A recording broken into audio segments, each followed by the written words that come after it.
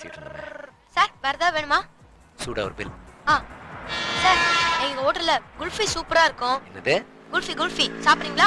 குல்ஃபி ஆமா ஆமா, இவங்களுக்கு ஒரு டசன் குல்ஃபி வேணும். எனக்கு குல்ஃபினா டேய் பில் மட்டும் கொண்டு வா. Okay sir. சீக்கிரம்.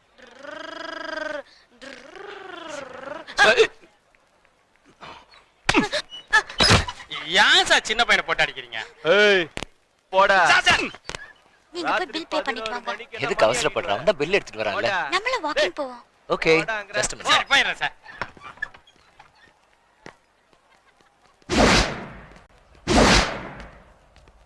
மாமா சூப்பரா இருக்கு. ஏதாவது ஃபிகர் மாட்டிக்கிச்சுன்னா